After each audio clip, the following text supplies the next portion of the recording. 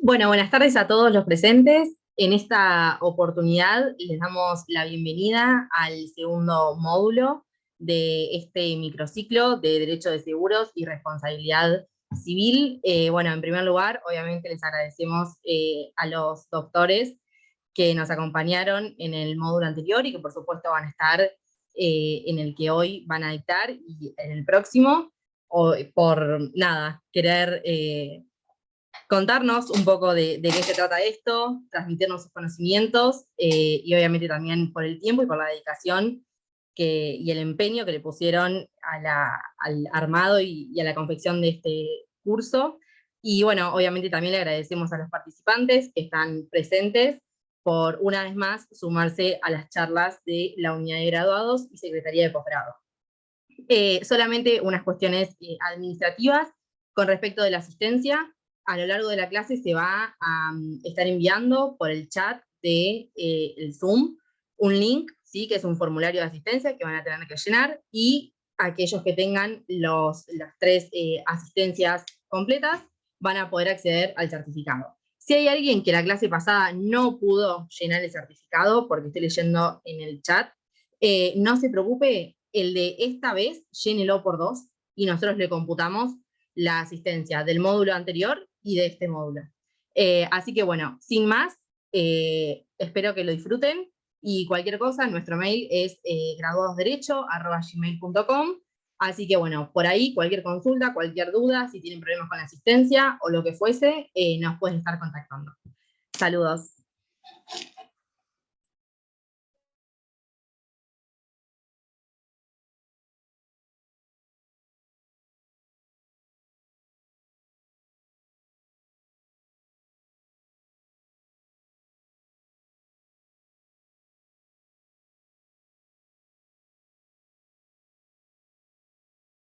Hola, ¿qué tal? Buenas tardes, ¿cómo están?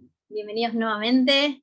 En el día de hoy vamos a trabajar con diferentes temáticas. Vamos a empezar hablando de caducidad y exclusión de cobertura. Luego vamos a continuar con la temática de cargas y obligaciones y plazos también. Y finalmente vamos a finalizar con la temática de límite de cobertura. Así que si bien son temas que van a estar interrelacionados unos con otros, por ahí vamos a tocar ciertos aspectos, los diferentes exponentes. La idea es que bueno, puedan ir haciendo las preguntas o las consultas, ya sea al finalizar cada una de las ponencias, como al finalizar, si queda algo pendiente, también vamos a ir respondiendo con sus consultas. Bien, vamos a compartir la pantalla.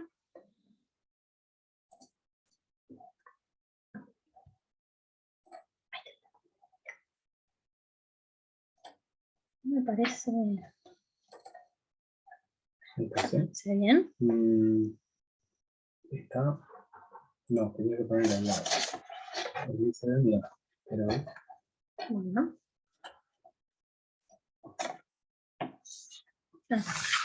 Gracias. No, no tengo el más.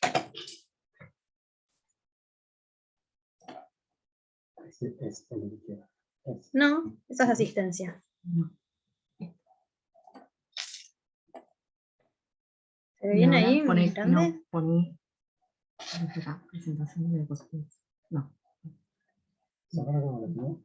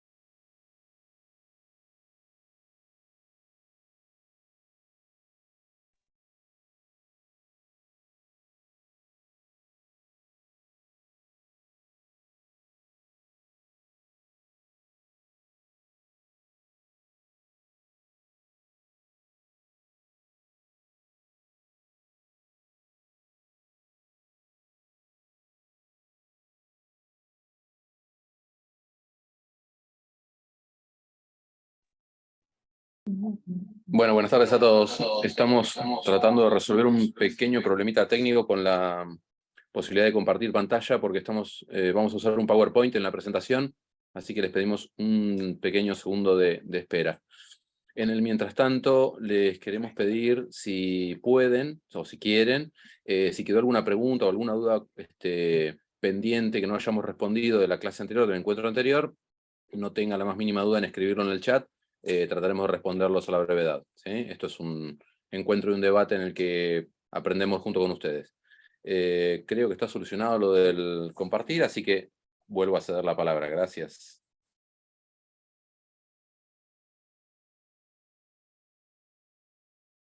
Perfecto, perfecto, gracias Enrique. ¿Comenzamos?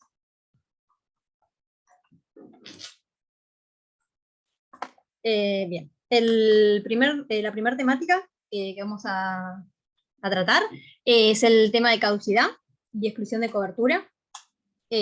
Vamos a tratar de distinguir cuando hablamos de caducidad, cuando hablamos de exclusión de cobertura. Partimos siempre desde la postura de que la caducidad es un riesgo que se encuentra cubierto en la póliza. Siempre que analizamos la póliza, vamos a verificar cuáles son las cargas, cuáles son las obligaciones de los asegurados, que es una temática que va a hablar después Enrique, y la caducidad parte de un riesgo cubierto. La exclusión de cobertura, en cambio, nos encontramos frente a un riesgo que no está cubierto en la póliza desde un principio. Si se encuentra dentro de la génesis del contrato, vamos a encontrar cuál es la cobertura que se da en la póliza y debajo, bien detallada, cuáles son esas exclusiones. En cuanto a los efectos de la caducidad y de la exclusión de cobertura, vamos a ver que el efecto es el mismo. El asegurado no percibe la prestación comprometida por el asegurador. Sí, hay que detallar o discriminar que las cláusulas de caducidades son sancionatorias, imponen una sanción, y las cláusulas de exclusión son descriptivas del riesgo. Lo que se va a limitar a indicar es qué riesgos no están cubiertos, como decíamos recién, desde el origen del contrato, y formarían parte de lo que es la delimitación del riesgo asegurado. Por ejemplo, el riesgo está individualizado en la póliza, en una forma genérica, responsabilidad civil derivada de la circulación del automotor. Se van a describir diferentes hipótesis que van a ir restringiendo el ámbito dentro del cual va a regir esa cobertura acordada. Vamos a encontrar debajo, por ejemplo, que dicen: se excluyen los daños que provengan de hechos de guerra. ¿Bien?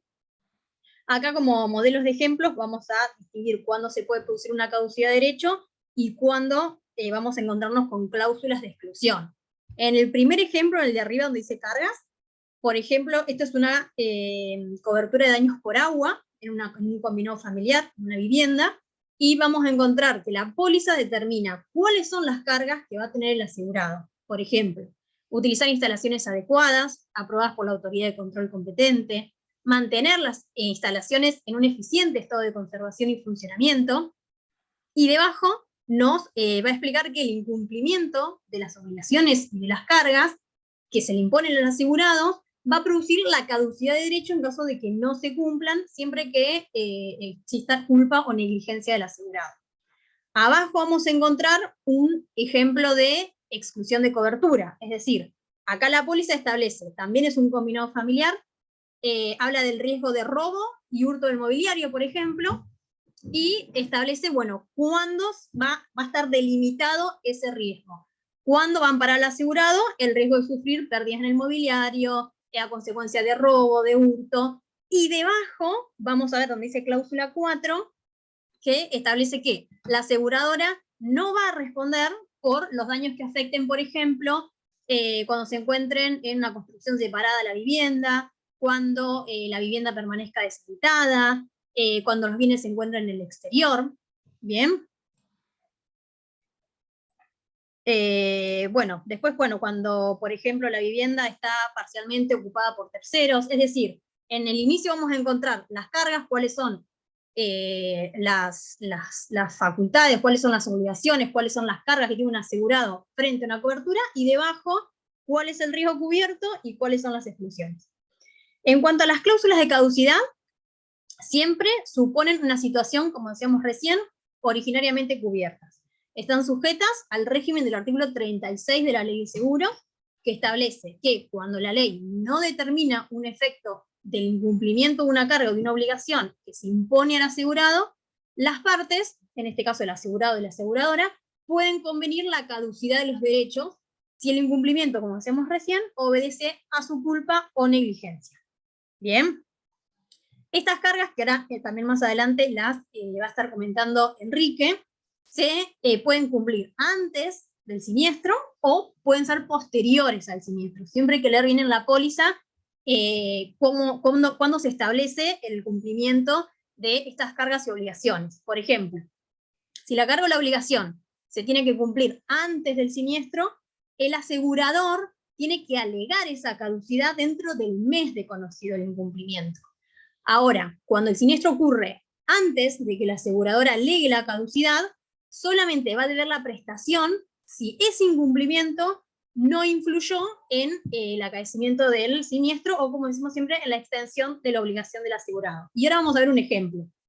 La póliza establece, seguimos con la póliza de combinado familiar, establece cuáles son las medidas de seguridad que tienen que contener la vivienda que se asegure para que ese riesgo cuando en el caso de que ocurra ese siniestro, por ejemplo, de robo, la compañía pueda brindarle amparo. Entonces, por ejemplo, nombra que las paredes tienen que ser de ladrillo, de cemento, que, por ejemplo, los tragaluces o todas las aberturas tienen que tener rejas que impidan el ingreso al edificio, que las puertas exteriores tienen que contar con cerradura doble paleta. Bien, en este caso son cargas y obligaciones que se le imponen al asegurado previo al siniestro, previo a la contratación previo que ocurre el siniestro en realidad, cuando se contrata la póliza, pero previo que ocurre el siniestro. Acá, ¿cuándo la compañía puede alegar caducidad? Cuando haya un criterio de razonabilidad, de decir, bueno, el siniestro se produce, el robo se produce porque ingresan por la puerta y no tenían cerradura doble paleta. Ahora bien, si se hace el robo, ingresan por una ventana, dañan una ventana o dañan un techo e ingresan los delincuentes, no hay una correlación en un incumplimiento de cargas por no tener cerradura doble paleta, porque el hecho tuvo lugar justamente no por no cumplir medidas de seguridad, porque el ingreso se produjo por ejemplo, por el techo y no por no tener cerradura doble paleta. Luego, bueno, las cargas y obligaciones post-siniestro, que también pueden existir y ahí están detalladas en la póliza. Esto es que la carga o la obligación, cuando se tiene que ejecutar después del siniestro, el asegurador se va a liberar por el incumplimiento si el mismo no influyó en la extensión de la obligación asumida, que es un ejemplo que hablamos también en la clase anterior, que por ejemplo se produce un daño en una heladera, el verificador del siniestro, el liquidador, le solicita al asegurado dónde se encuentra la heladera para verificar el daño, y el asegurado por ahí dice, no, yo la heladera la llevé a un técnico, el técnico me dijo que no tenía reparación y la tiré. Bueno, en ese caso es un incumplimiento de cargas. Lo que la póliza establece es que el asegurado está obligado a conservar los restos del siniestro hasta que termine la liquidación de los daños, cuidar que no se produzcan nuevos desperfectos, no introducir cambios en los bienes dañados y tampoco hacer abandono de los bienes afectados. Por eso que las cargas también pueden estar posterior al siniestro, que uno lo que trata siempre es de que el asegurador tenga un resguardo de los bienes hasta que la compañía los pueda verificar. Ahora vamos a las cláusulas de exclusión, a diferencia de las cláusulas de caducidad, que como decíamos se encuentran, tienen cobertura en póliza, se encuentran indicadas y descritas en la póliza. Las cláusulas de exclusión prevén situaciones que se encuentran fuera del amparo del contrato. Bien, es decir, como decíamos recién, la póliza delimita un riesgo, establece diferentes hipótesis en la cual la compañía no va a responder en el caso que se produzca. Por ejemplo, acá tenemos un modelo de cobertura esto sería un seguro técnico, en el cual establece cuáles son las exclusiones en el caso de que se produzca un siniestro de, por ejemplo, pérdidas o daños causados por hurto o su tentativa. En ese caso, la compañía le dice al asegurado, en el caso de que sufras un hurto, por ejemplo, de tu computadora, de tu notebook, la compañía no le va a dar amparo.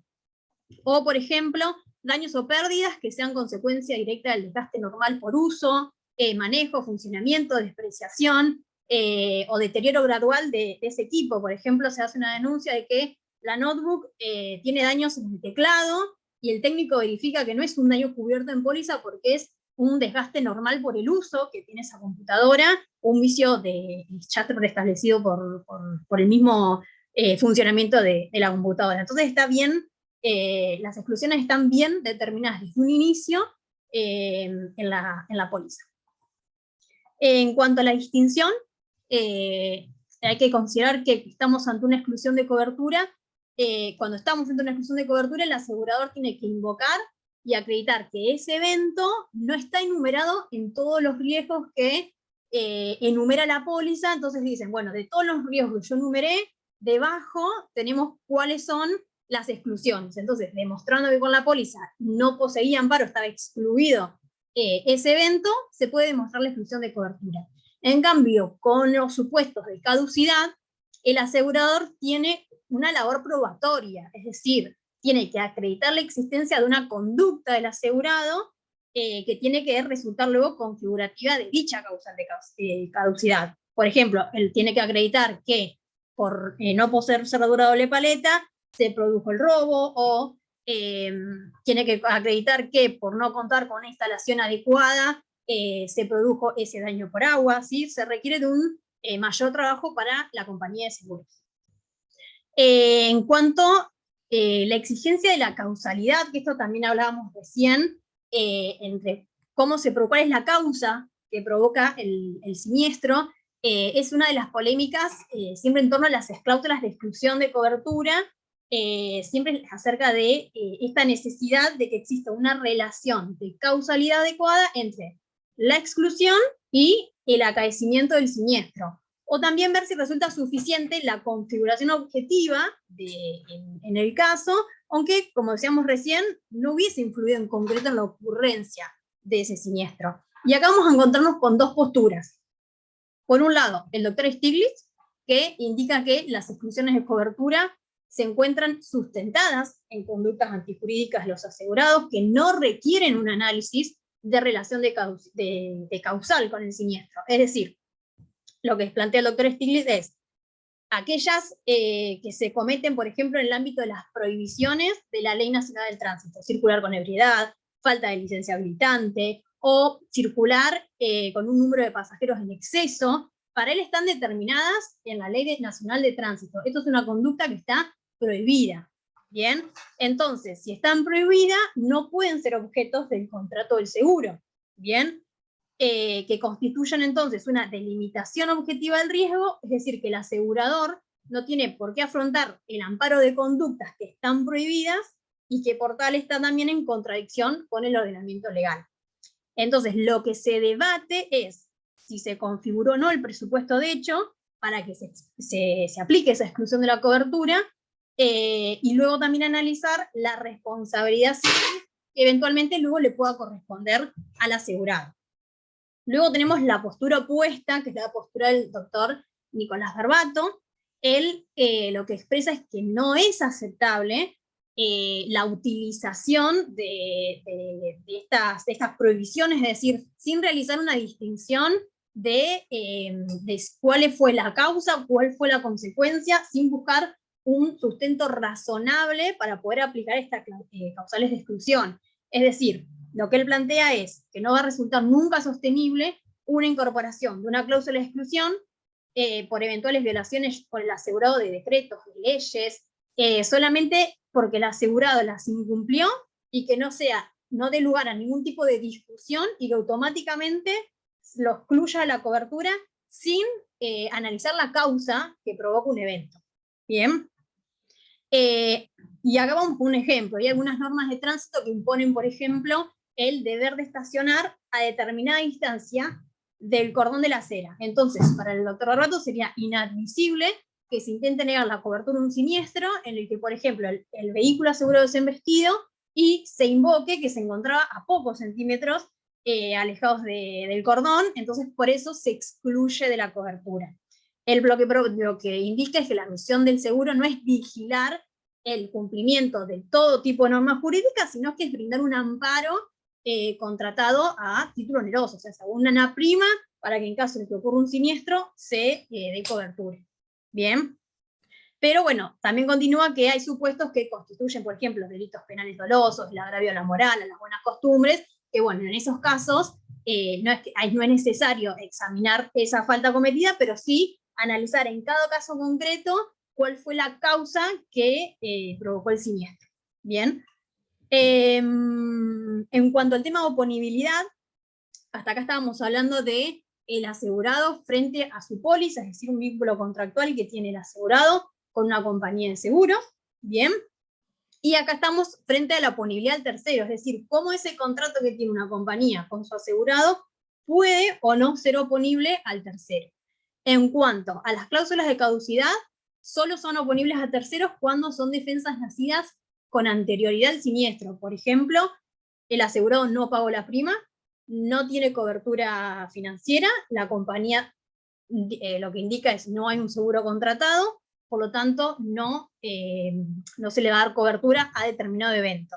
Bien, ahora las cláusulas de exclusión resultan del contenido del mismo contrato, son anteriores al siniestro y son oponibles a terceros, porque está configurado el contrato anterior a que se produzca el evento. Bien. Y bueno, y el seguro de responsabilidad civil, cuando resulta que hay una exclusión de cobertura que está expresamente en la póliza, lo que establece la ley de seguros, en el artículo 118, es que corresponde que se acoja la defensa de la compañía, del asegurador, y que va a ser oponible al tercero damnificado, justamente porque al estar inserta desde el inicio del contrato, desde el inicio de la configuración de la póliza, es una defensa que tiene la compañía antes de que ocurra el siniestro, y eso integra la medida del seguro, y es el límite de la extensión contra el asegurador, que es lo que vamos a ver luego también al finalizar la charla con cuál es el límite también de la suma asegurada. Entonces, al tercero damnificado, en principio, y según también lo que se ha establecido en el fallo Buffoni por la Corte Suprema de Justicia, le son oponibles las cláusulas, aunque restrinjan o eliminen esa garantía de indemnidad que la compañía se compromete a brindarle al asegurado, siempre que esas cláusulas de exclusión estén escritas desde el principio, desde la génesis del contrato, que estén descritas y que estén establecidas desde el inicio de la relación contractual. Más allá de que el tercero damnificado no es parte de ese contrato, no haya participado en la celebración del mismo, pero es una excepción a la regla que está impuesta desde el origen contractual entre el asegurado y la compañía de seguros.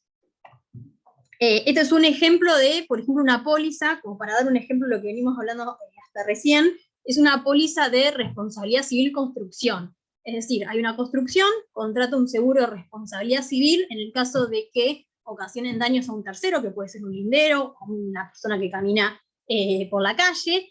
Y en esta póliza, lo que se establece en el frente de la póliza son diferentes exclusiones, es decir, yo voy a brindarte, voy a responder frente a los daños que vos les causes a un tercero, excepto en estas situaciones.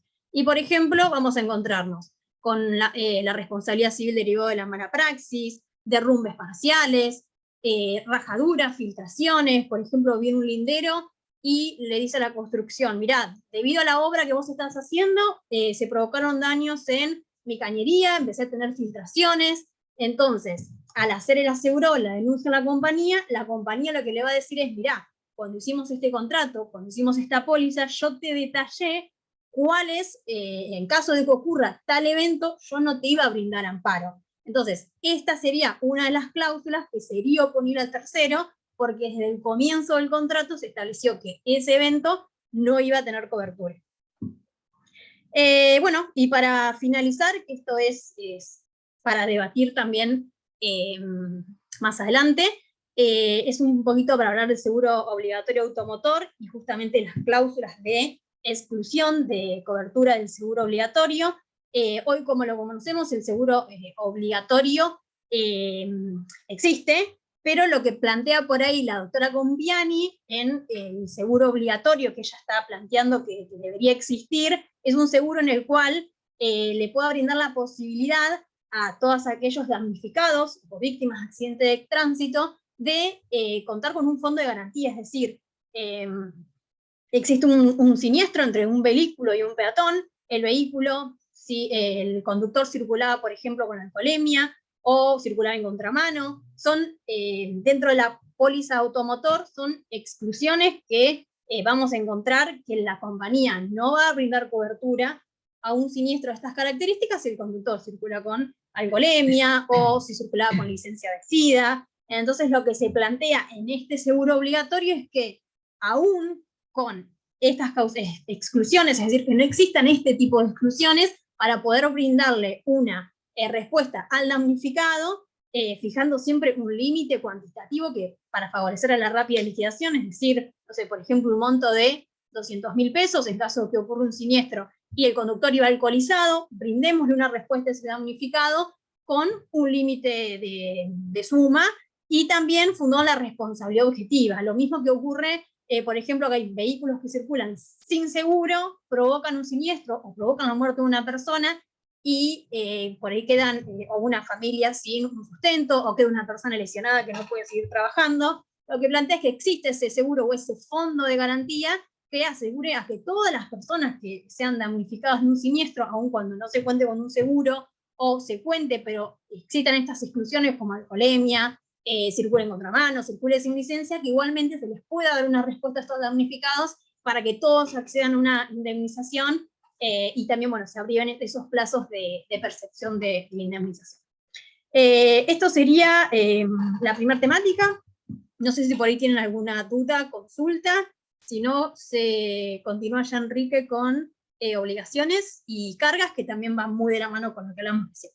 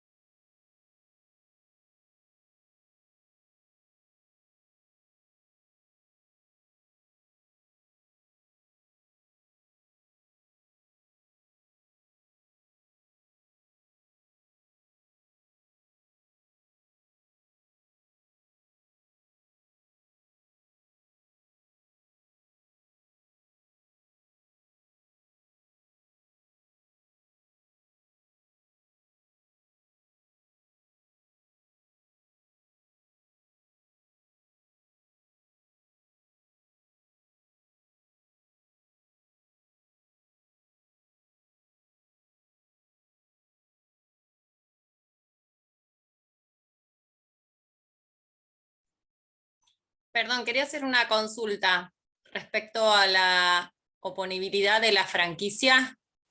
No sé si se me escucha.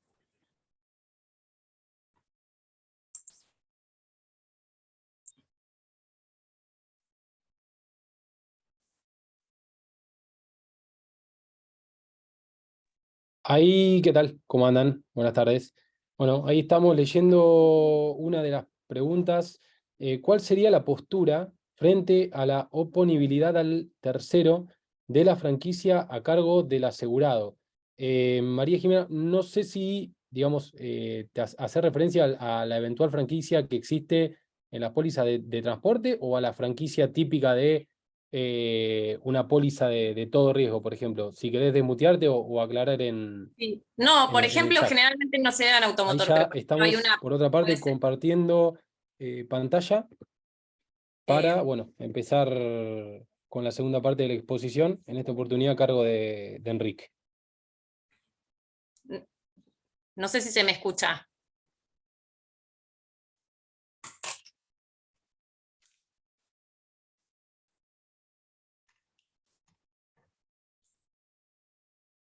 Hola, ¿se me escucha? Mi consulta específica es, por ejemplo, en una póliza de responsabilidad civil comprensiva, que generalmente tiene un descubierto obligatorio a cargo del asegurado, que tiene que ver con un porcentaje por ahí de la indemnización, con un parámetro de un mínimo y un máximo en función de la suma asegurada. La oponibilidad al tercero, porque muchas veces las compañías, digamos, frenan la liquidación hasta tanto el asegurado pague previamente la franquicia, o lo ponen dentro de los acuerdos indemnizatorios, y en ese caso muchas veces el tercero no participa en ese contrato, más allá de que sea previo, pero difiere el posible pago de una indemnización a que el asegurado cumpla previamente con el pago a la compañía, cuando en realidad por ahí la compañía es la que tendría que ejecutar, en su caso, este pacto que tiene con su cliente. Bueno, buenas tardes.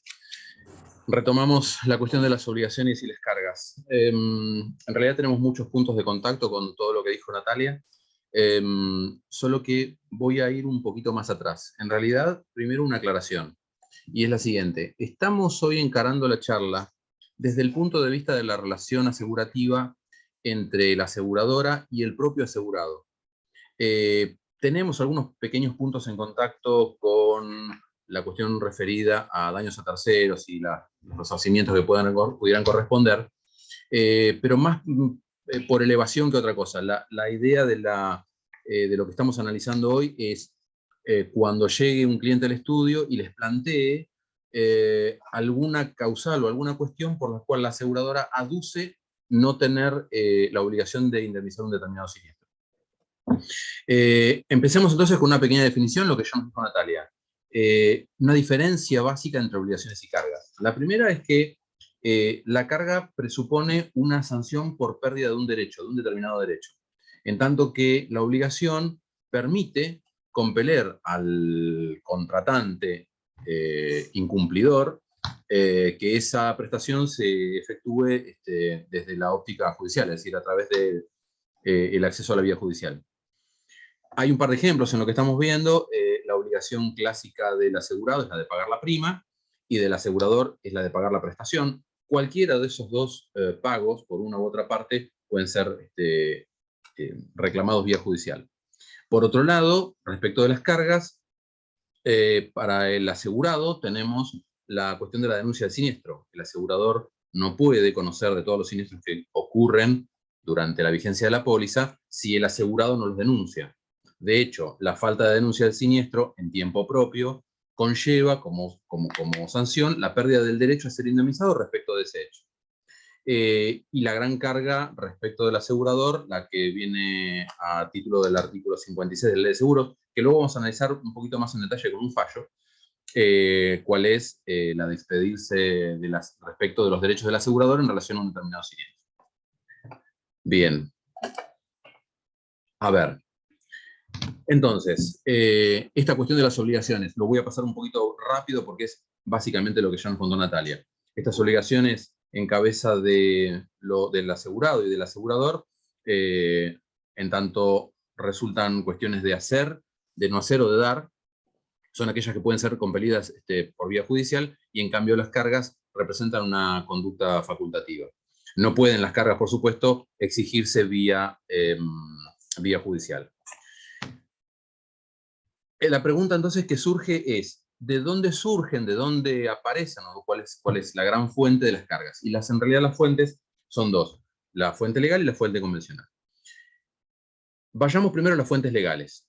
Primera cuestión, la ley de seguros no tiene un acápite específico, un capítulo o una sección donde estén enumeradas las obligaciones de las partes. Muy por el contrario, lo que tenemos es una enumeración difusa, dispersa dentro de la ley, respecto de las obligaciones que van apareciendo a medida que uno lee el texto. Doy por sabido el texto, todos profesionales del derecho quienes nos asisten.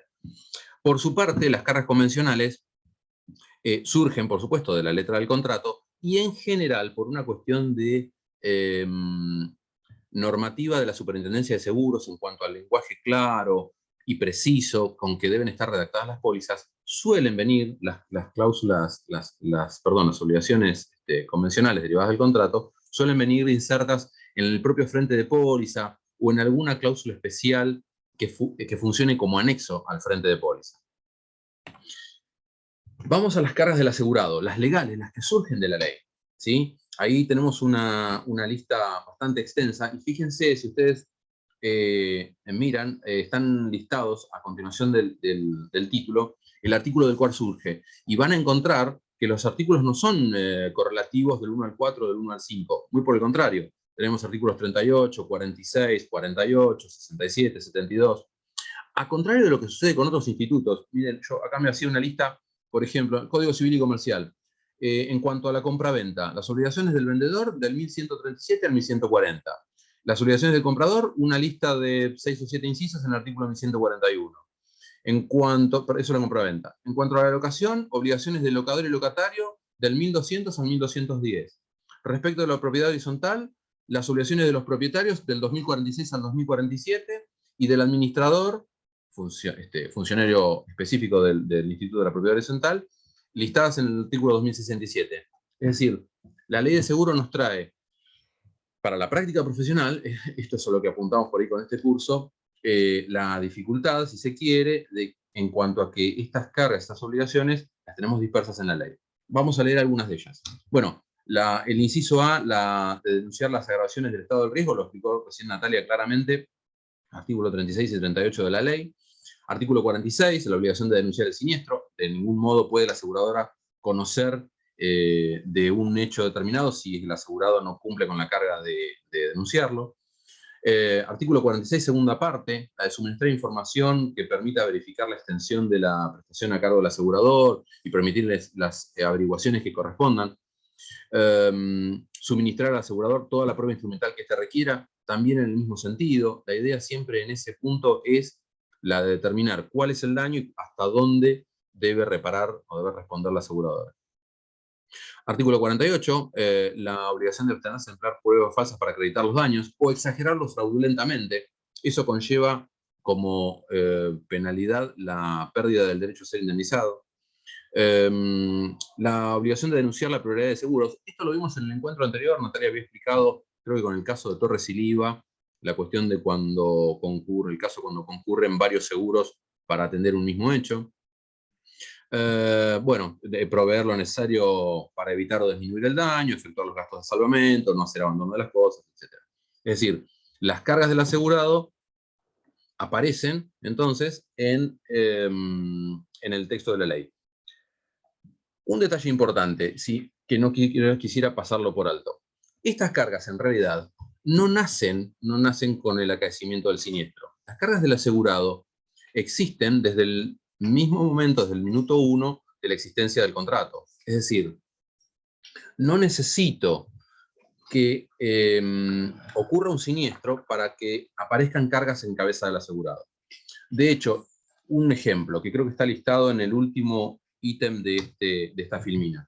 La notificación al asegurador respecto del cambio del titular del interés asegurado, ¿sí?, cotidianamente y clásicamente un vehículo automotor, es una obligación, es una carga del asegurado que no necesariamente precisa de la existencia de un siniestro para generarle al asegurado la eventual pérdida del derecho a ser indemnizado.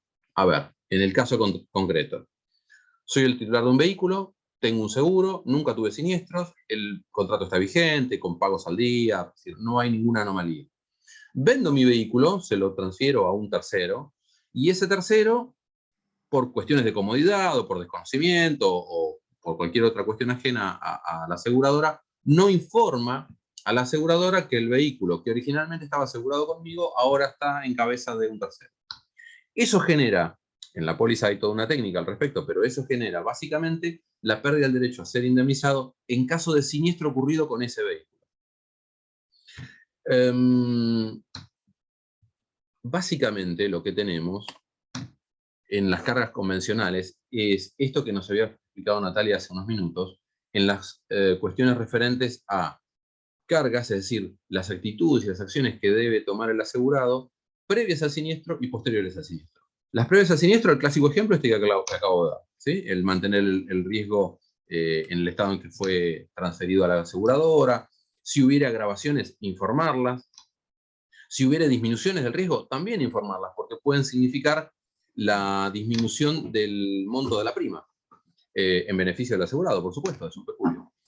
Y las cargas posteriores al siniestro, todo lo que tiene que ver con el seguimiento de las instrucciones del asegurador a los fines de poder determinar el monto de la eventual indemnización. Vamos ahora a las obligaciones del asegurador. Fíjense que al igual que en lo que veníamos diciendo, los artículos dispersos adentro de la ley. Artículo 5, en cuanto a la reticencia del asegurado. Artículo 11, entregar al asegurado o al tomador la copia de la póliza. Artículo 28, recibir el pago de la prima, aún por un tercero interesado. Esto es importante porque puedo yo, asegurado, compeler a mi aseguradora a que me reciba el pago cuando ésta se niega por algún motivo que pudiera venir al caso. Inclusive un tercero interesado, por ejemplo el beneficiario en un seguro de vida, esa es la limitación del artículo 134 a la que hago referencia, puede exigir la recepción del pago de la prima al asegurador. Pronunciarse acerca del derecho del asegurado, artículo 1, 61 y 101 de la Ley de Seguros, siempre y cuando se efectúe en plazo oportuno, artículo 56 de la ley. Y finalmente, la gran obligación de la aseguradora, la que nos interesa a todos los abogados, que es el pago de la indemnización. Voy a ir un segundito a esta cuestión, perdón, del tiempo oportuno al que se refiere el artículo 56. La letra de la ley ahí es muy clara. Dice el artículo que una vez denunciado el siniestro o una vez recibida la información complementaria que la aseguradora hubiere reclamado al asegurado en uso de sus facultades que le confiere el artículo 46, el asegurador tiene un plazo de 30 días para expedirse respecto del derecho del asegurado en relación al siniestro de que se trate. Esta no es una cuestión menor porque el silencio del asegurador importa la aceptación del siniestro. Es decir, es uno de los casos del artículo 263 del Código Civil y Comercial, el viejo 919, perdón, el viejo 919 del Código Civil, donde el silencio se presume como aceptación.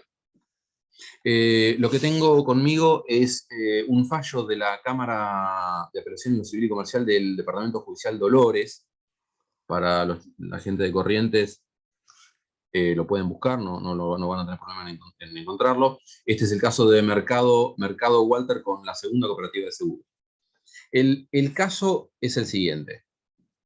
Mercado era un asegurado que tenía dentro de su patrimonio y para su actividad comercial una retroexcavadora. Un día de su actividad normal, el operario, que se llamaba, estaba por aquí, el operario que estaba a cargo de la máquina, sufre con la maquinaria un incendio. Resulta ser que la aseguradora hace las primeras indagaciones del caso y encuentra que el operario carecía de registro de conducir habilitante para ese tipo de maquinarias no agrícolas. Razón por la cual notifica al asegurado el rechazo del siniestro. Bien.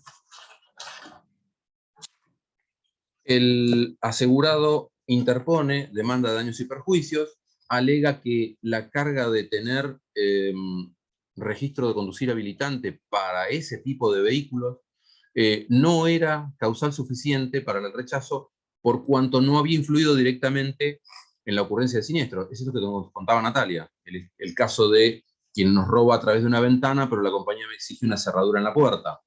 La cerradura en la puerta no influyó en el siniestro cuando el robo ocurre por la ventana. Esto es exactamente igual. El conductor no tenía registro de conductor habilitante para esa categoría de vehículo, la compañía rechaza el siniestro, Mercado interpone la demanda y el juez de grado rechaza la demanda con costas, por supuesto, diciendo que la exclusión de cobertura, vamos a ir a esta cuestión, que la exclusión de cobertura detallada en la póliza en cuanto a que se rechazaban los siniestros cuando se tratara de vehículos conducidos por quien no se encontraba habilitado para ese tipo de maquinarias, era muy clara en la letra de la póliza, en las condiciones expresas en la póliza, y por tanto rechaza la demanda. La causa va a la Cámara, y más allá de alguna aclaración que hace el fallo respecto de la nulidad que había pedido el actor y alguna otra cuestión respecto de procedencia que había planteado la demandada, la segunda seguros, pasando eso por alto, la Cámara Civil de Dolores lo que plantea es lo siguiente. Les dice, señores, la segunda seguros, después de cumplido la información complementaria por parte del asegurado el 30 de junio de 2016, que había sido solicitada el 20 de junio de ese mismo año. Es decir, el asegurado se tomó un mes, 30 días, 10 días, para cumplir con la información complementaria. El 30 de junio de 2016 comenzó a correr el plazo de 30 días que le estipula el artículo 56 a la aseguradora para expedirse respecto del siniestro. La aseguradora nunca lo hizo. En el intercambio epistolar que figuraba en la causa, se encontraron 2 cartas documentos de fechas 19 de septiembre y 26 de diciembre del mismo año 2016, donde el asegurado le reclamaba respuesta a su reclamo a la aseguradora y la aseguradora nunca le respondió. Nada dijo sobre el siniestro. ¿Qué concluye la Cámara? Que habiendo transcurrido ampliamente el plazo de 30 días con que cuenta la aseguradora para expedirse respecto del derecho del asegurado, debía considerarse una aceptación tácita, Ministerio Legis, porque así lo indica el 56, en concordancia con el 263 del Código Civil y Comercial, razón por la cual la demanda fue revocada y vuelta a la instancia inicial de grado para su continuación. Es decir, la cuestión del plazo para expedirse respecto al artículo 56 no es una cuestión menor, tanto vista desde el punto de vista del asegurado como del asegurador. Para el asegurador, porque pende sobre su cuello como una espada de Damocles. No incumplir el plazo del artículo 56 es lisa y llanamente la aceptación del siniestro. Ahora bien, y esto es una cuestión que el fallo ataca en los últimos 3 o 4 renglones. Si yo fuera mercado el asegurado, ¿sí? Y el fallo de Cámara me permite avanzar, me admite mi demanda de daños y perjuicios, contrariamente a lo que había resuelto la jueza de grado, la pregunta es, ¿tengo derecho a ser indemnizado en todo aquello cuanto pedí?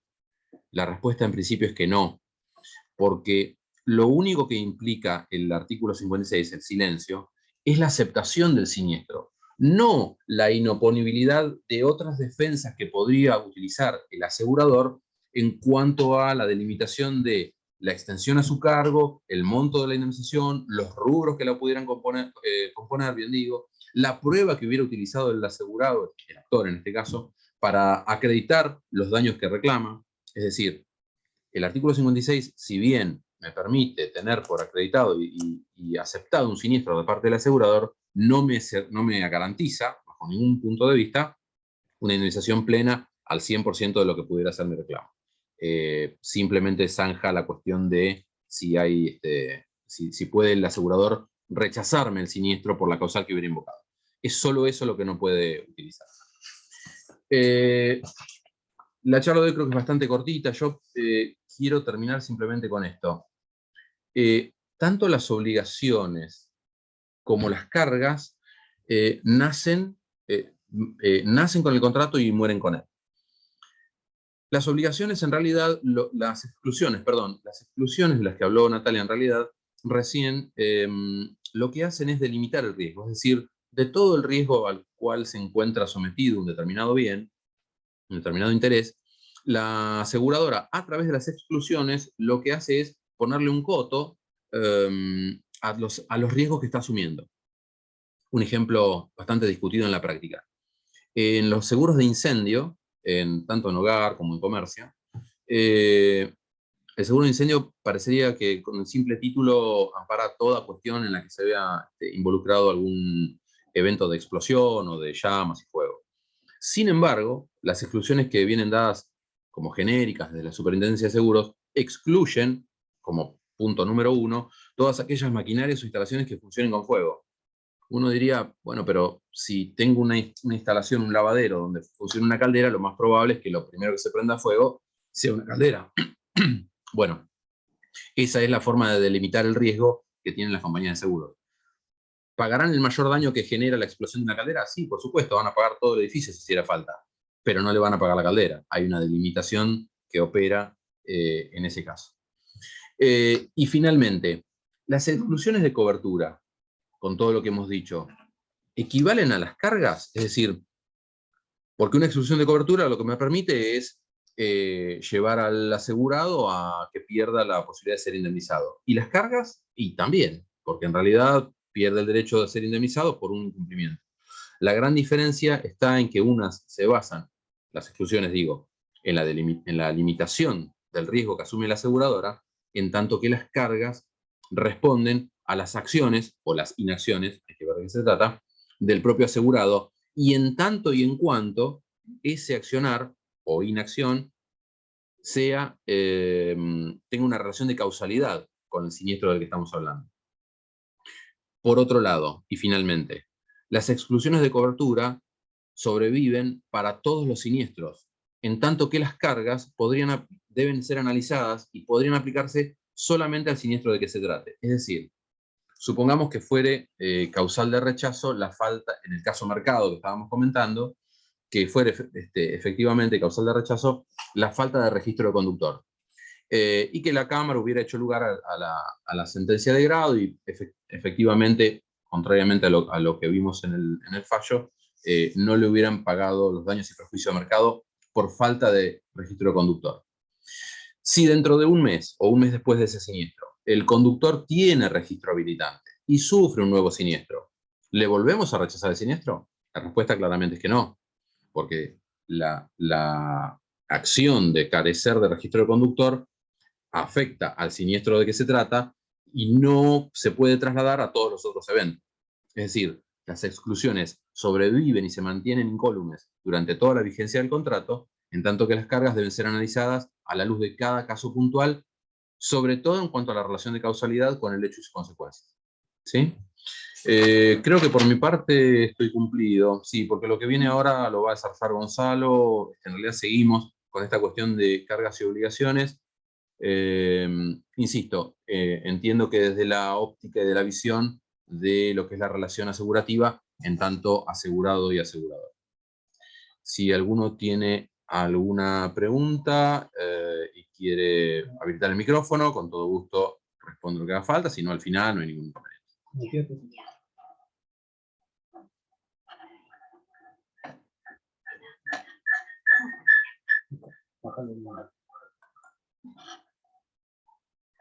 Hola, hola. ¿Me escuchan? Bueno, en realidad les cuento un poco la cocina, si se quiere. Nosotros ahora estamos juntos, los tres. Entonces, por ahí, por esas cuestiones, tenemos que, más que nada para evitar acople el sonido, bajar el volumen de los parlantes. Por eso cuando hablaba la doctora Rodríguez, bueno, no la escuchamos, mil disculpas. Tomando un poco, bueno, ya para continuar con el tema que entra, bueno, tomando un poco la pregunta que hacía, ahora actualmente, a continuación yo voy a empezar a hablar de suma asegurada, tocamos el tema al final de los descubiertos obligatorios, por lo cual al margen de que quizás la respuesta a su pregunta esté al final, para no, porque bueno, nos comentaban que por ahí hizo una extensa, digamos, consulta para obviamente no dejar de responderle. Entendemos que básicamente la oponibilidad del descubierto obligatorio o del monto de franquicia de parte de la compañía hacia el tercero tiene más que nada que ver una cuestión con el origen, si se quiere, de la obligación. Es decir, en principio la obligación de la compañía es mantener indemne el patrimonio del asegurado. Es decir, ese es un tema extenso y realmente hiperdebatible. Seguramente tengamos la oportunidad de charlarlo más adelante, pero en realidad que la compañía avance con un pago indemnizatorio hacia un tercero no implica que el tercero tenga una acción directa contra la compañía, sino en realidad la compañía debe mantener indemne el patrimonio del asegurado y, como bien veremos ahora, o al menos en nuestra postura, nuestro criterio, dentro de los límites del contrato. Por lo cual, si justamente entre esas cláusulas se delimita la cobertura en base a la existencia de un descubierto obligatorio o como puede ser una franquicia, de ahí la oponibilidad del mismo. Para quizás los que no están dentro de el rubro o quizás no puedan terminar de interpretar la situación, a modo de ejemplo, como bien les comentaba, ahora vamos a charlar un poco de ese tema. Hay muchas pólizas que estiman en riesgos que tengan que ver con, por ejemplo, los seguros de responsabilidad civil en los consorcios, que establecen determinados descubiertos obligatorios a cargo del asegurado en caso de la existencia de un siniestro.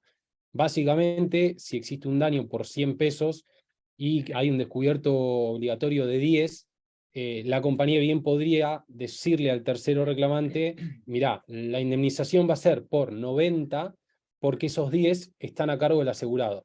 Hacia ahí, entiendo, dirigía la pregunta a la doctora Rodríguez, tratando de interpretar por qué motivo el tercero damnificado debería cercenar, si se quiere, su indemnización en 10 pesos, cuando la realidad del daño fuera de 100. Bueno, la realidad es que no va a dejar de percibir el 100% de su daño, sino que ese 10% restante, o 10 pesos, o lo que fuera, va a ser soportado, porque así lo establece el contrato, por el propio asegurado. Les cuento lo que ocurre comúnmente en la práctica. Lo que habitualmente ocurre es, la compañía en muchos casos avanza con el pago del 100% del reclamo al tercero, y después internamente reclamará a el asegurado el reintegro, si se quiere, de ese deducible. Ahora vamos a tocar un poco ese tema, pero bueno, no quería dejar de responder la pregunta. Voy a compartir un segundo, denme pantalla y ya estoy con ustedes.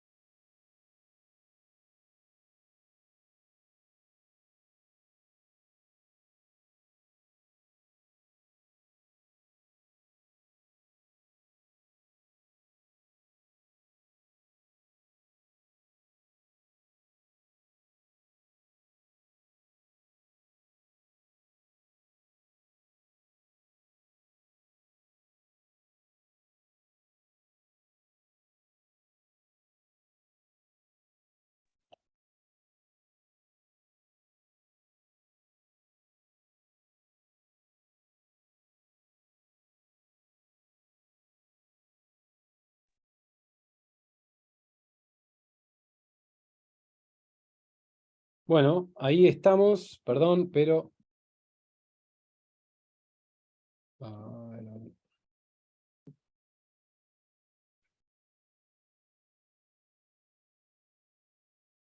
Bueno, acá estamos con lo que sigue. Vamos a hablar un poco, ahora sí, entonces, de la suma asegurada. Vamos a tratar de explicar un poco, bueno, qué es la suma asegurada, cuál es su importancia, cuáles son los límites que encuentra, cómo se compone y demás. Sin ánimo de volver por ahí sobre algunas cuestiones ya vistas previamente, pero bueno, me parece quizás importante al menos sí tocarlas, como para ir refrescando algunos conceptos. La idea de este microciclo es acercarlos un poco a la práctica diaria, por lo cual no está de más bueno, volver a tocar algunas cuestiones básicas. Como bien venimos charlando, el seguro es un contrato por el cual una compañía de seguros, una aseguradora, se obliga mediante el cobro de una prima, que es el monto que abona el asegurado, y para el caso de que se produzca un evento cuyo riesgo es objeto de esa cobertura, dentro de los límites pactados, resarcir el daño. El daño que puede ser un daño producido por o a el asegurado. En el fondo, y esto es lo que, bueno, considero un poco fundamental, el seguro, digamos, no es más que un instrumento financiero. Básicamente lo que hace es tratar de llevar un poco, de reducir esa incertidumbre económica hacia el futuro. Podemos en principio bien hablar de suma asegurada o, por el contrario, de sumas aseguradas. ¿Por qué digo esto? Porque todo lo que vamos a ir charlando a lo largo de esta breve explicación aplica tanto a la suma asegurada como a las sumas aseguradas. ¿Y a qué me refiero?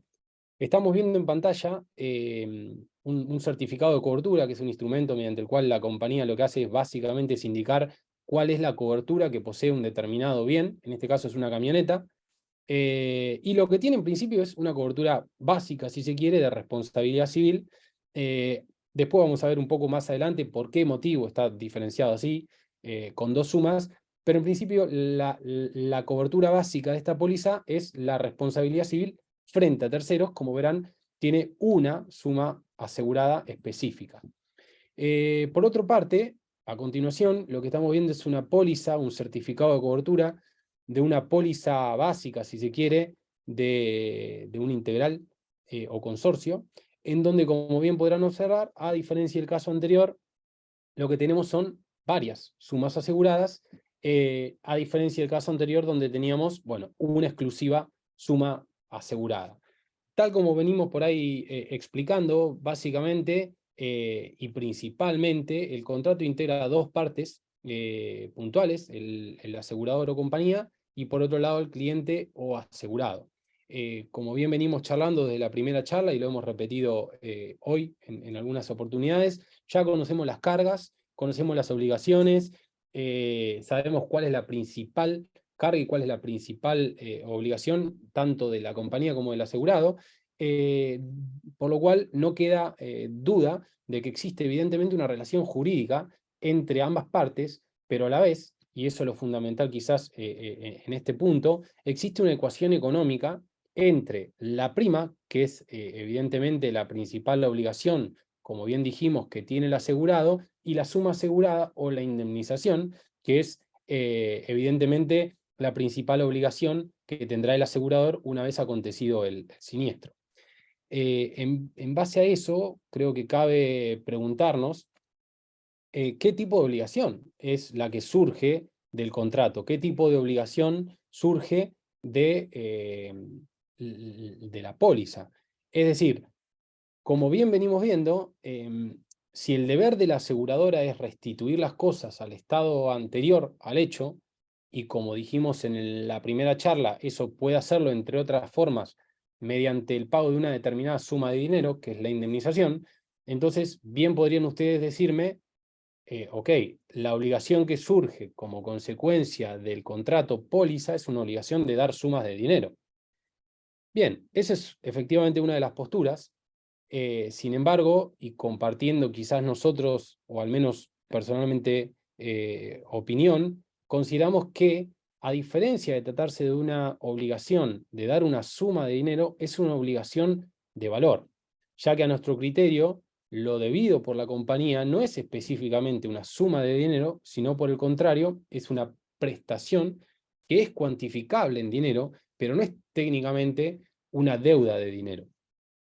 Dicho de otra manera, entonces, podríamos aventurarnos a indicar que la obligación que surge como consecuencia de la póliza es en realidad una obligación de valor, que justamente las obligaciones de valor, a diferencia de las obligaciones de dinero, son aquellas que tienen un valor real o intrínseco, y no, digamos, en lo atinente a aquellas sumas que se correspondan con, digamos, indemnizar un determinado monto, que realmente, al contrario de las obligaciones de valor, carecen de valor. Es decir, no son de valor, sino sin valor, por el simple hecho de que, valga la redundancia, pierden evidentemente valor a lo largo del tiempo.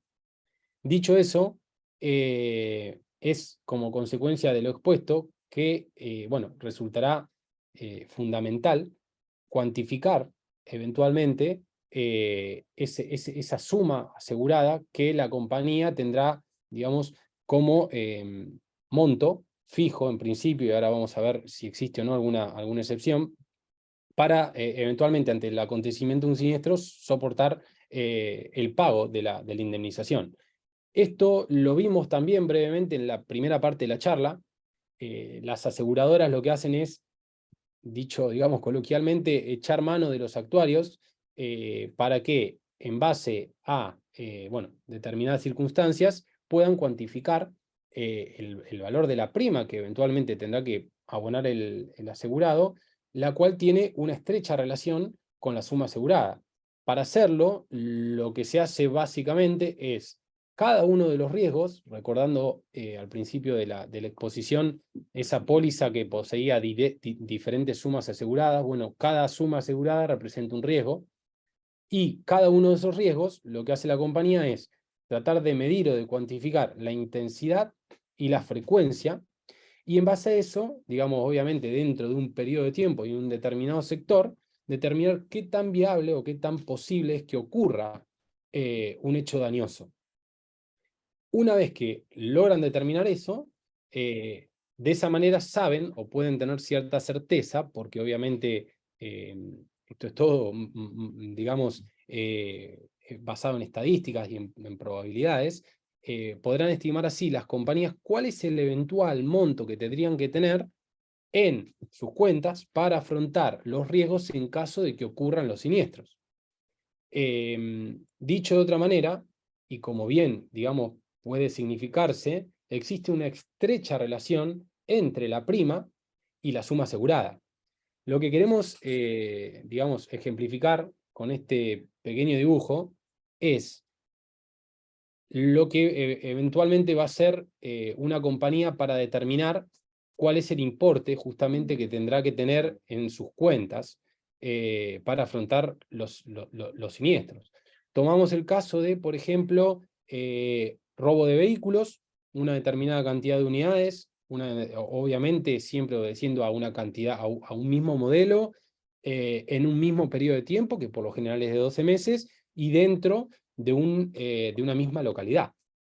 Si de 10 vehículos que tenemos en Mar del Plata, lo que yo hago, cada vehículo tiene un costo de $1, yo tengo 10 vehículos y a lo largo de los últimos 3 años, en cada uno de esos años he sufrido, por ejemplo, el robo de 3 unidades, lo que la compañía puede estimar es, si yo tengo 10 vehículos, cada vehículo vale $1 y al fin de los últimos 3 años hubieron pérdidas en 3 vehículos, sea por robo, incendio, una destrucción total o lo que fuere, la compañía debe presumir o puede presumir que a fin del año en curso, evidentemente lo más viable es que también existe una pérdida de $3 y esa será el monto que la aseguradora pretenderá tener en sus cuentas. Esto obviamente implica quizás un análisis mucho más exhaustivo, pero bueno, la idea es acercarlos un poco para que en base a esta interpretación lleguemos a entender de dónde sale el importe y por qué justamente la importancia y lo fundamental de que tengan las aseguradoras a la hora de eventualmente asumir los riesgos ciertas certezas. Lo que queremos significar es que imaginemos en un escenario ya de por sí complejo, en donde a las compañías se le hace muy difícil conocer la frecuencia, o por el contrario, ante una situación de crisis que se incrementan los siniestros por, obviamente, el incremento de la inseguridad, el incremento de los robos, etcétera, lo que configurará un incremento, un crecimiento en la frecuencia, sumado a el hecho de que por la alta inflación, además las aseguradoras, y en general todos nosotros, verifiquemos que lo que a principio de año tenía un costo, a final de año tiene otra suma, lo cual implica necesariamente un incremento en la intensidad, es decir, las aseguradoras a la hora de estimar los riesgos, tendrán que tratar de jugar con esos roles. Es decir, el aumento de la frecuencia, por un lado, el aumento de la intensidad. Y imaginemos si sumado a eso, la aseguradora pusiera ciertos límites, pero algunos detractores pudieran decir que no deberían aplicarse a la hora de abonar las indemnizaciones, dichos límites, que básicamente son las sumas aseguradas. Bueno, lo que creemos puede llegar a ocurrir es que las aseguradoras comiencen, y es algo que está pasando, y quizás lo hemos charlado, o al menos en el chat en la última conversación, de las distintas compañías que se encuentran en quiebra, que tienen las emisiones de pólizas suspendidas, o cada uno de nosotros que tenemos algún vehículo asegurado, vemos cómo mes a mes se incrementa la suma asegurada y nos cobran quizás las compañías cada vez mayores montos de prima. Bueno, eso es lo que ocurre como consecuencia justamente de la existencia de resultados negativos en los balances de las compañías. Es decir, si la compañía estimó que debía reservar 3 pesos y de repente se encuentra con 3 pesos en su cuenta y que debe abonar una indemnización por 5, 6 o 7 pesos, bueno, evidentemente, económicamente hablando, eso no es mantenible en el tiempo para ninguna empresa, ni siquiera para las aseguradoras, y como bien podrán imaginar, el costo final no va a terminar siendo soportado por las compañías, sino lógicamente trasladado a los asegurados, que son los consumidores finales. En definitiva, lo que consideramos fundamental bajo este panorama es que al menos debería resultar lógico o razonable que ante tanta incertidumbre las compañías tengan ciertas certezas sobre eventualmente cuáles pueden llegar a ser los valores o las sumas que deberán desembolsar ante la ocurrencia de un siniestro, y medianamente tengan idea de que en el peor de los casos el límite será la suma asegurada. Esto tiene un poco que ver con el hecho de que lo charlábamos en el instituto. Bueno, si en algún momento tienen la posibilidad de acercarse al colegio de abogados, lo charlábamos en el instituto ayer.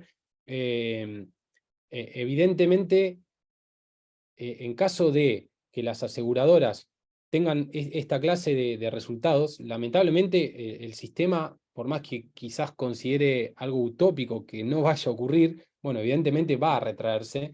Las aseguradoras cada vez van a empezar a buscar asegurar riesgos quizás distintos y más nobles, y son cosas que venimos viendo, como por ejemplo pasa con ciertas limitaciones que se están poniendo a determinados riesgos que prácticamente tienen una frecuencia inmediata. En su momento ocurrió con el robo de los estéreos, las compañías decidieron no asegurarlos, y evidentemente está ocurriendo con el robo de las ruedas, que en algún momento quizás las compañías también decían no asegurarlo. Ahora bien, dicho eso, un poco tocando el tema que hablaba Nati hace un rato, no podemos dejar de mencionar que existen excepciones a los límites, digamos, de sumas aseguradas. Esto es obviamente una apreciación personal. Lo que trato es de, objetivamente, informarles los motivos por los cuales quizás uno piensa u opina de una manera, y que obviamente ustedes traten o puedan sacar sus propias conclusiones. Personalmente considero que una de las excepciones a los límites de la suma asegurada es el seguro obligatorio. Hoy hablaba Nati temprano y coincido. Evidentemente es un tema que estaría bueno quizás organizarlo en las próximas charlas. Nosotros entendemos que realmente en Argentina no existe un seguro obligatorio. Si bien podemos jactarnos de que, bueno, existe un seguro obligatorio porque todos los vehículos que circulan en la calle deben tener un seguro, bien sabemos que eso no ocurre. Cuando sufrimos un siniestro en la calle tenemos que estar pensando dos cosas. Primero, que el tercero que nos chocó, si nosotros no tenemos una cobertura de todo riesgo, tenga seguro. Y segundo, si tiene, que sea un seguro medianamente bueno, por decirlo de alguna manera, porque si no, bueno, ahí tenemos otro asunto. Pero bueno, realmente no existe un seguro obligatorio, por lo cual evidentemente el sistema requiere una modificación, la ley requiere una modificación. Hay un montón de propuestas en donde lo que se propone es, por ejemplo, generar un fondo de reserva a cargo del Estado que pueda ser utilizado ante un eventual siniestro sin cobertura, como charlamos hoy, porque es un hecho que no posee amparo porque es una exclusión o porque es un siniestro que está, digamos, que se produjo una caducidad, para no dejar desamparada a la víctima, que existe un fondo de reservas a cargo del propio Estado, eventualmente, que pueda salir a solventar ese reclamo. Pero bueno, es bien sabido, existe la figura del seguro obligatorio. En principio, el seguro obligatorio es tutelado por el Estado, y al igual que eso, las sumas involucradas son determinadas por el Estado, en base a sus propios, digamos, estudios, en base a sus propias estimaciones. Y lo que hacen es tratar de determinar un monto mínimo que ellos consideran resultará suficiente para, ante el caso de un siniestro, restituir las cosas al estado anterior, y esa suma es actualizada de manera periódica. Actualmente, por ejemplo, en noviembre del 2022, la última actualización que se hizo es, para que tengan una idea, y determinando un poco lo que es el monto de indemnización por muerte e incapacidad total, 3.9 millones. Puede ser bajo, puede ser razonable, es lo que actualmente está determinado. Y lo que nosotros entendemos es que efectivamente en ese caso, conocemos un poco cómo es la mecánica o la gestión de los reclamos por parte de los damnificados ante las compañías. Imaginemos la situación de que en enero existe un siniestro con esta suma, el tercero presenta el reclamo a la compañía no brinda respuesta en instancia administrativa, se va a una mediación, no hay acuerdo, se inicia un juicio, y el tercero damnificado termina cobrando a los 4 años del siniestro. Bueno, es lógico que al momento del pago, 4 años después quizás del siniestro, la compañía aseguradora trate de interponer, digamos, el límite de la suma asegurada, imaginando que en ese caso puntual ese vehículo tenía contratado una suma de responsabilidad civil obligatoria, con ese límite que posteriormente fue actualizado a lo largo del tiempo. Bueno, en ese caso nosotros interpretamos que realmente la suma eventualmente a considerar como límite debiera ser la suma asegurada al momento del pago y no la suma contratada al momento del hecho, porque consideramos razonable y evidente que esa suma se hubiera, digamos, a lo largo del tiempo actualizado. Cosa que no ocurre en el caso del seguro voluntario, en donde este tipo de contratación, a diferencia del seguro obligatorio, es contratado en exceso de la cobertura obligatoria y a solicitud del propio asegurado, por lo cual ahí sí interpretaríamos que en caso de que existiese un reclamo, la aseguradora asume la obligación hasta el límite determinado en esa suma, y más que nada vinculado a que todos los cálculos realizados se hicieron por ese valor, es decir, en base a dicha suma. Cuando existe un siniestro, las aseguradoras lo que hacen es estimar una cantidad de dinero reservada para un siniestro de similares características al reclamado, y ese es el monto que tiene reservado para el siniestro. Si eventualmente existiese algún tipo de inconveniente o algún tipo de irregularidad en ese cálculo, que digamos, puede ocurrir eventualmente de manera esporádica. El inconveniente es que ocurra prácticamente a diario. Nosotros pusimos hoy el ejemplo de el robo de un vehículo, el robo de una rueda, el robo de un daño en un paragolpe. Son, digamos, ejemplos fácilmente imaginables, y en principio, si bien pueden existir algunas variaciones de costos que escapen a las estimaciones que pudieran tener las aseguradoras,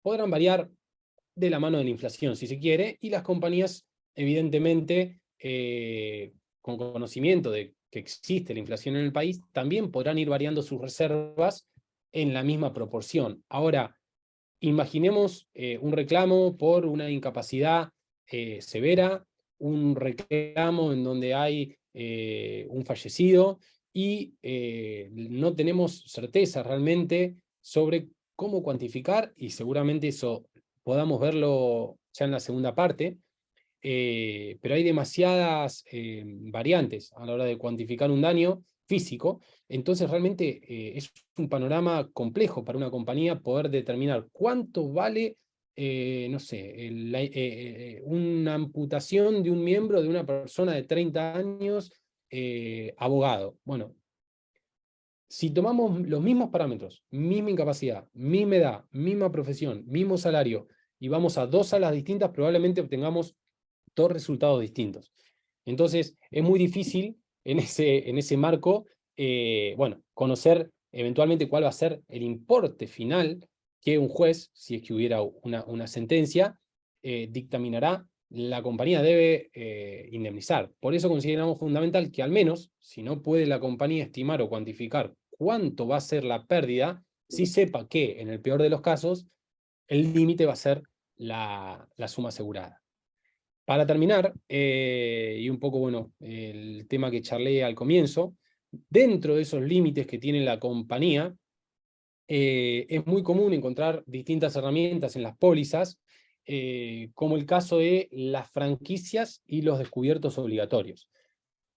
Un dato no menor es la función que tienen este tipo de herramientas. Hay 2 específicamente. En primer término, obviamente tiene con una cuestión de banalidad. Quizás hay determinados reclamos que pudiese hacer un asegurado contra una compañía que no amerita el accionar de todo el sistema que posee la aseguradora para llevar adelante el examen de la situación. Imaginemos el robo de una taza plástica de una cubierta.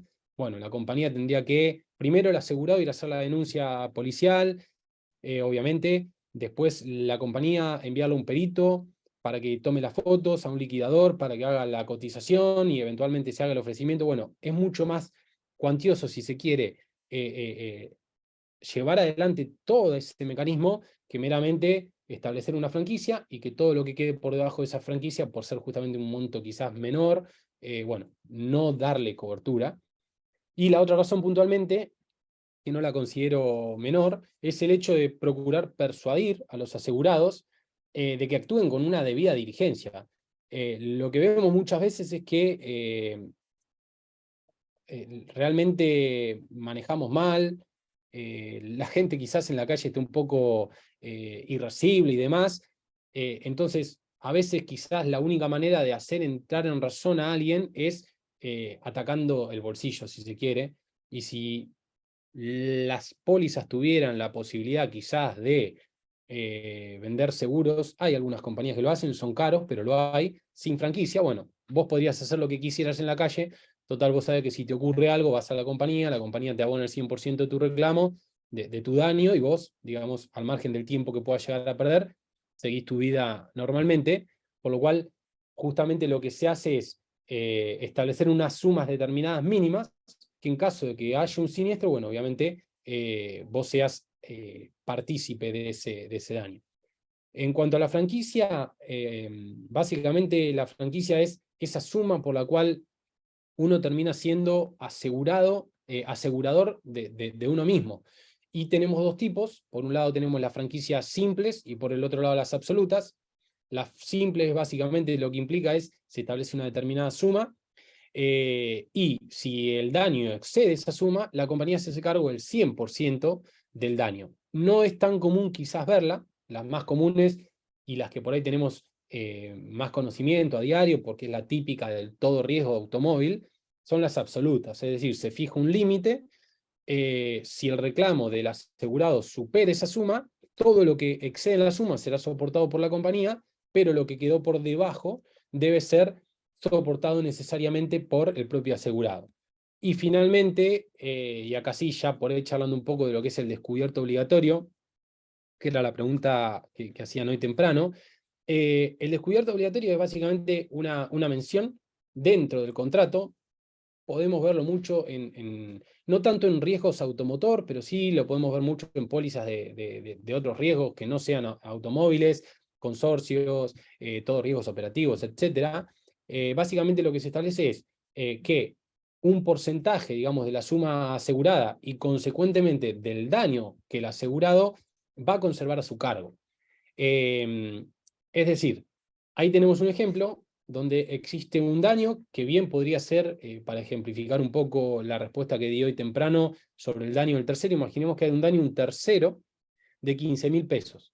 y que la suma asegurada fuera de 100.000 pesos. Van a ver que es muy común que la póliza fije en esos términos un descubierto, un deducible a cargo del asegurado de un 10%, con un mínimo del 1 de la suma asegurada y un máximo del 5. Lo que tenemos que hacer básicamente es, primero, considerar cuál es el mínimo, sacando el 1% de la suma asegurada, en este caso de 1.000 pesos, y después el máximo, en este caso 5.000 pesos. Lo que vamos a hacer a continuación es verificar cuál es el daño y ahí sí aplicar el 10% sobre el daño. En este caso el 10% del daño es de 1.500 pesos, por lo cual el deducible no va a ser el de 5.000, porque ese es el máximo. El de mínimo está superado, por lo cual no va a ser el de 1.000, sino va a ser el deducible el 10% del daño, que son 1.500 pesos, que quedarán a cargo del asegurado. En principio, en este ejemplo, la compañía debería abonar 13.500 pesos al tercero y el asegurado, eventualmente, los 1.500 pesos restantes. Básicamente, bueno, eso es un poco, voy a dejar de compartir. Ahí está. Eso es un poco lo que veníamos charlando. Bueno, obviamente estamos ahí con el tiempo, hemos llegado bien, así que nada, en caso de que tengan alguna pregunta, duda o consulta, bueno, obviamente las pueden ir trasladando en el chat. Ahora voy a ver si las releo. Y por otro lado, aprovechar para invitarlos a la próxima reunión. Quiero aclararles una cosa que quizás trajo alguna... el link va a ser siempre el mismo, por lo cual pueden volver a utilizarlo, y la clave, al igual que el link, va a continuar siendo la misma a lo largo de todos los encuentros. En esta oportunidad no era necesaria la inscripción, ya no es necesaria la inscripción, por lo cual simplemente agéndense la fecha para la que viene. Es, entiendo, el tercer jueves del mes que viene, y el tema, bueno, es un tema de praxis al 100, que es el reclamo administrativo ante las compañías de seguro.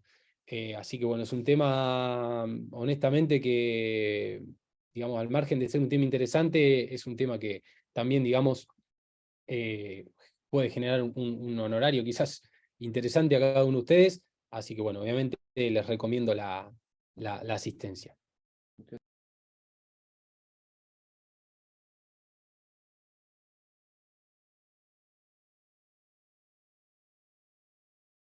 Vos decís que no es obligatorio. Tenemos una pregunta de María Jimena Rodríguez Peláez. Nos pregunta qué sucede en el caso de que un asegurado denuncie un siniestro, en principio fuera de la cobertura, si debería la aseguradora expedirse en plazo de 30 días. Bueno, vayamos por partes. Adelanto mi postura en cuanto a que sí, pero no es antojadiza. Primero que nada, artículo 2 del Código Civil y Comercial. Las leyes se interpretan por su letra. Segundo, artículo 163, creo que era de la Ley de Seguros. Las condiciones del contrato, sobre todo las condiciones genéricas que vienen dadas por la Superintendencia de Seguros,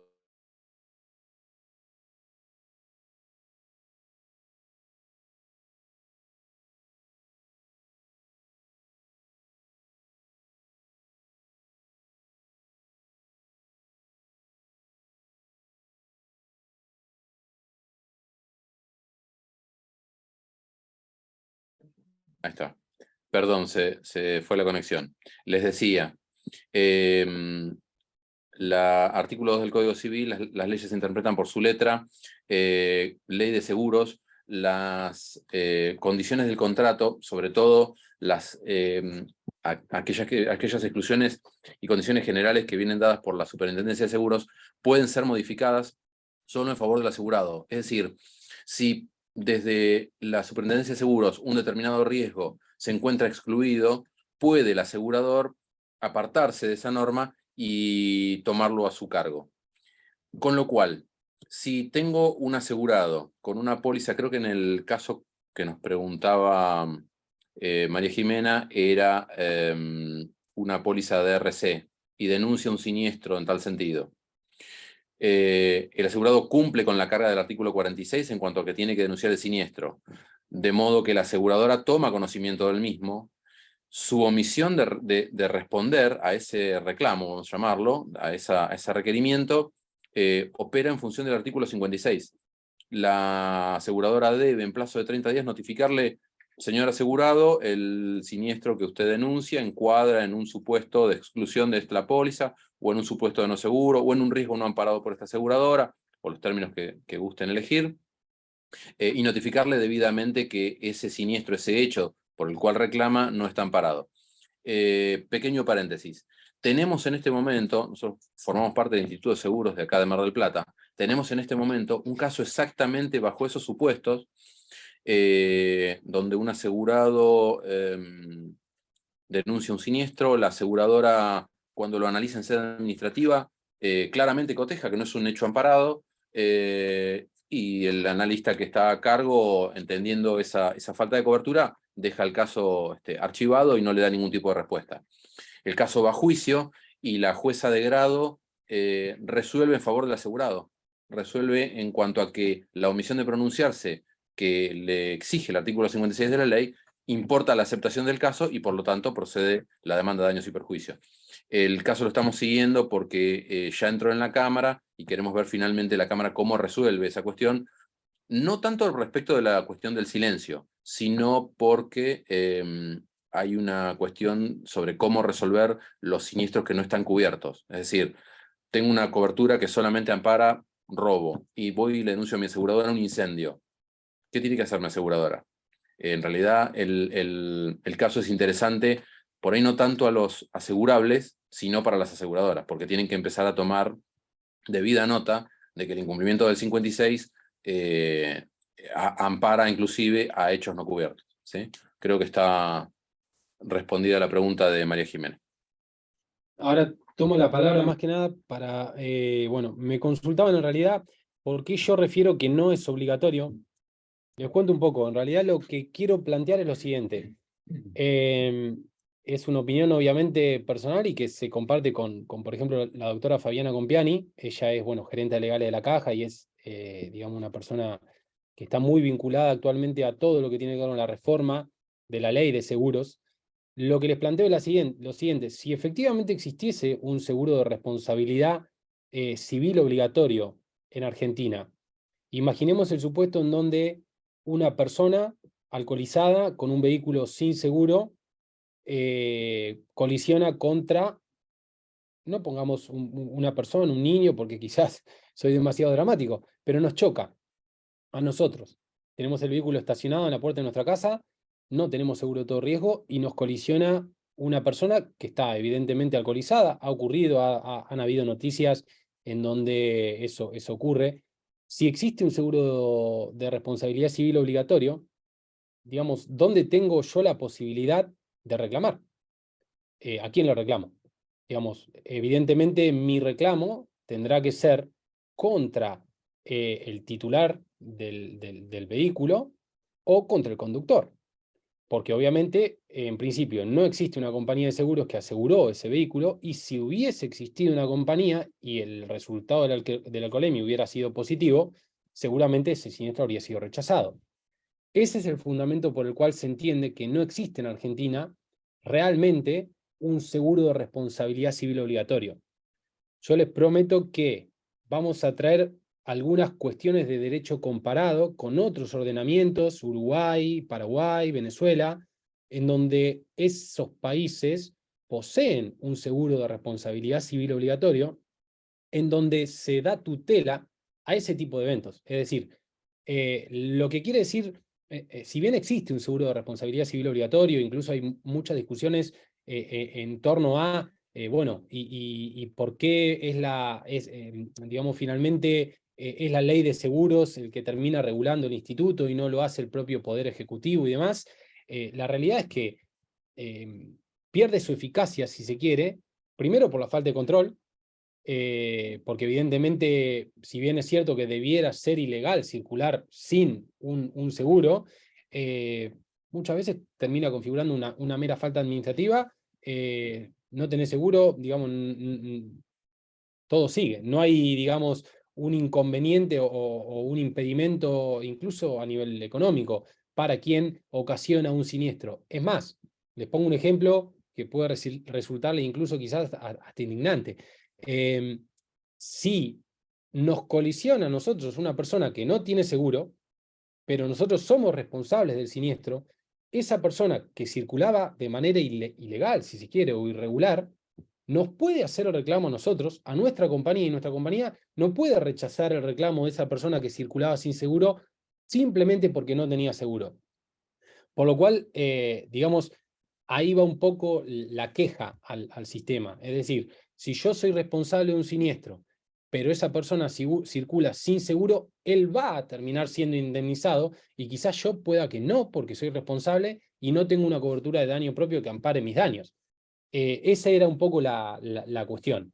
Entiendo que no hay, bueno, tal cual, digamos, muchas veces, a ver, honestamente, poniéndonos ya en rol de abogado, si una persona viene y te dice, mira, me chocó aquel que tiene un vehículo, no sé, sin seguro, y realmente voy a decir, mira, no voy a perder el tiempo. No, si no tiene compañía, si no tiene aseguradora, no voy a iniciar un reclamo para que le embargue los bienes o el sueldo.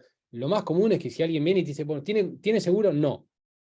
Listo. Nadie, digamos, lo máximo que puede llegar a ocurrir es eventualmente enviar una carta de documento, tratar de que de alguna manera esa persona te pague y se haga cargo.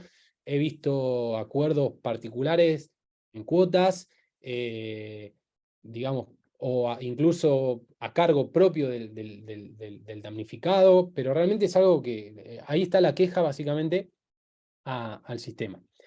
Así que, bueno, digamos, para no quizás dilatar más la gestión. Nos pregunta Pedro Sebastián Díaz en relación al ajuste automático. Dos o tres cuestiones. Primero de ello, el ajuste automático en general no viene dado por sí mismo en todas las pólizas, es decir, hay que contratarlo. No lo dicen las compañías, pero por ese ajuste automático, mejor dicho, se paga una sobreprima. Está incluida en el valor de la póliza, pero se está pagando por ese valor. Segundo, dice allí, por ejemplo, del 20%. Tomo y subrayo la cuestión del por ejemplo, porque dependiendo de la compañía, el ajuste automático puede ser del 10, del 15, del 20, del 30. La verdad es que no he visto en la praxis mucho más del 30. Y tercero, allí dice, ¿se tiene que tomar alguna referencia a la evaluación actual del automotor? Bueno, las pólizas cuando traen cláusula de ajuste automático determinan, porque así lo usa todo el mercado asegurador, sobre todo para cuestiones de automotores, una técnica para ver cómo se aplica el ajuste automático. Porque el ajuste automático en realidad del 20%, supongamos, vamos a usar el ejemplo que nos da Pedro, en realidad no es el ajuste automático que se va a aplicar, sino el límite máximo de ajuste que eventualmente se podría aplicar a la suma asegurada. Es decir, y esto es una cuestión de prueba, si el asegurado, ante un caso de destrucción total, aduce que su vehículo ha sufrido un incremento en el valor y que la suma asegurada es inferior a lo que debe pagar la compañía, tiene que acreditar por todo un mecanismo, tiene que presentar 3 presupuestos, se toma un promedio, tienen que ser casas oficiales, cotizaciones valederas, la Cámara de Comercio Automotor, etc. ¿Cuál es el verdadero aumento del valor a riesgo del vehículo en este caso? Y esa suma puede ser mayor superior o inferior, supongamos, al 20%. Si es superior al 20%, ese 20% es el tope que se aplica. Y si es inferior, siempre se toma la suma más pequeña. Con un detalle adicional, con esto cierro. La cláusula de ajuste de suma asegurada, no solamente se aplica a vehículos automotores. Es lo más normal porque son las pólizas más habituales, pero se pueden aplicar a valores de maquinarias, valores de edificios, algún equipo asegurado específicamente. Lo que varía es cómo tomo la cotización. A veces se toma el índice de precios al consumidor, a veces se toma en seguros de vida, se puede tomar el índice RIPTE. Eso depende de cada póliza en específico, pero insisto, el ajuste automático tiene que estar contratado se está pagando una sobreprima por el mismo, y no siempre es el mismo porcentaje, que insisto, es en el mejor de los casos un límite de responsabilidad para la aseguradora.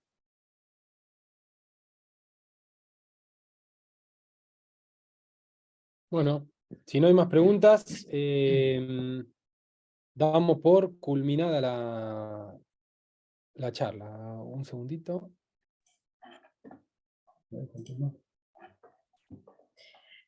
Bueno, muchísimas gracias a todos por haber estado en este segundo encuentro. Por supuesto que les agradecemos a los doctores, que la verdad ha sido un placer escucharlos y que nos hayan podido transmitir todos los conocimientos. Y bueno, nos volvemos a encontrar nuevamente el 22 de junio a las 18:30 horas. Recuerden que el link para ingresar es el mismo. Aquellos que no hayan podido completar la asistencia, mándennos un mail a graduadosderecho@gmail.com. Y bueno, sin más, que tengan una excelente noche y nos volvemos a encontrar en el próximo encuentro.